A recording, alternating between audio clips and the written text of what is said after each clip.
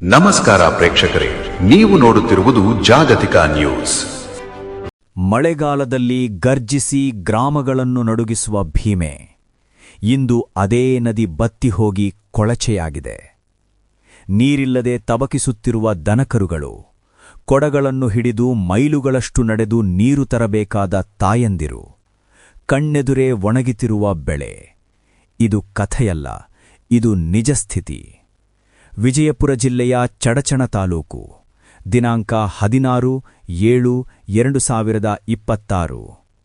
ಮಹಾರಾಷ್ಟ್ರದಲ್ಲಿ ಹುಟ್ಟಿ ಕರ್ನಾಟಕದಲ್ಲಿ ಹರಿಯುವ ಭೀಮಾ ನದಿ ಸಂಪೂರ್ಣವಾಗಿ ಬತ್ತಿ ಹೋಗಿರುವುದರಿಂದ 10ರಿಂದ 15 ಹಳ್ಳಿಗಳಲ್ಲಿ ಕುಡಿಯುವ ನೀರಿನ ತೀವ್ರ ಸಮಸ್ಯೆ ಉಂಟಾಗಿದೆ.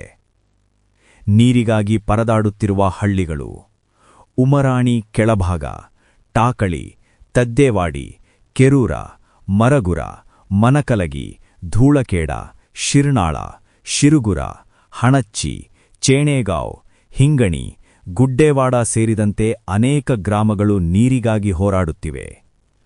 ಅರ್ಜಿನಾಳ ಗ್ರಾಮದ ಕೆರೆಯಲ್ಲಿರುವ ಕುಡಿಯುವ ನೀರಿನ ಯೋಜನೆಯಿಂದ ಸುಮಾರು 44 ಹಳ್ಳಿಗಳಿಗೆ ನೀರು ಪೂರೈಕೆಯಾಗಬೇಕಾಗಿದೆ.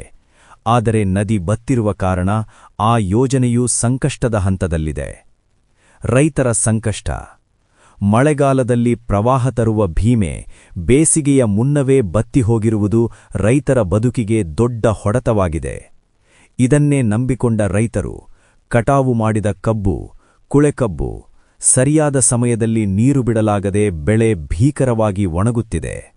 ಜನರು, ಜಾನುವಾರುಗಳು, ರೈತರು 3 ಜೀವಗಳು ಇಂದು ನೀರಿಗಾಗಿ ಕಾದು ಕುಳಿತಿವೆ. ಮನವಿ ಮತ್ತು ಎಚ್ಚರಿಕೆ: ಈ ಎಲ್ಲಾ ಹಳ್ಳಿಗಳಿಗೆ ತುರ್ತು ಕ್ರಮವಾಗಿ ಟ್ಯಾಂಕರ್ ಮೂಲಕ ಕುಡಿಯುವ ನೀರು ಪೂರೈಕೆ, ದನಕರುಗಳಿಗೆ ನೀರಿನ ತಾತ್ಕಾಲಿಕ ವ್ಯವಸ್ಥೆ, ಅರ್ಜಿನಾಳ ನೀರಿನ ಯೋಜನೆಗೆ ಪರ್ಯಾಯ ಜಲವಿನಿಯೋಗ ಮಾಡಬೇಕೆಂದು ಚಡಚಣ ಭಾಗದ ಮನೆಯ ಮಗನಾಗಿರುವ ಶ್ರೀ ನಾಗನಾಥಗೌಡ ಬಿರಾದಾರ್, ರಾಜ್ಯ ಉಪಾಧ್ಯಕ್ಷರು, ಕರ್ನಾಟಕ ರಾಜ್ಯ ಹಸಿರು ಸೇನೆ, ವಿಜಯಪುರ ಜಿಲ್ಲಾಧ್ಯಕ್ಷರು ಇವರ ಮುಂದಾಳತ್ವದಲ್ಲಿ ಚಡಚಣ ತಹಶೀಲ್ದಾರ್ ಸಂಜಯ್ ಇಂಗಳೆ ಹಾಗೂ ಎಡಬ್ಲ್ಯೂ ರಾಮಪುರ ಅಧಿಕಾರಿಗಳಿಗೆ ಮನವಿ ಸಲ್ಲಿಸಲಾಗಿದೆ. ತಕ್ಷಣ ಕ್ರಮ ಕೈಗೊಳ್ಳದಿದ್ದರೆ ಉಗ್ರ ಹೋರಾಟ ನಡೆಸುವುದಾಗಿ ಎಚ್ಚರಿಕೆ ನೀಡಲಾಗಿದೆ. ಜಾಗತಿಕ ನ್ಯೂಸ್ ಅಂತಿಮ ಮಾತು: ಪ್ರವಾಹದಲ್ಲಿ ಮನೆ ಕಳೆದುಕೊಂಡ ಜನರು ಇಂದು ನೀರಿಲ್ಲದೆ ಜೀವ ಕಳೆದುಕೊಳ್ಳುವ ಪರಿಸ್ಥಿತಿ ಬರಬಾರದು. ಭೀಮೆ ಬತ್ತಿದರೆ ಬದುಕು ಬತ್ತುತ್ತದೆ. ಸಂಬಂಧಪಟ್ಟ ಅಧಿಕಾರಿಗಳು ತಕ್ಷಣ ಎಚ್ಚರಗೊಂಡು ಕ್ರಮ ಕೈಗೊಳ್ಳಬೇಕಾಗಿದೆ. ಇದು ಜಾಗತಿಕ ನ್ಯೂಸ್.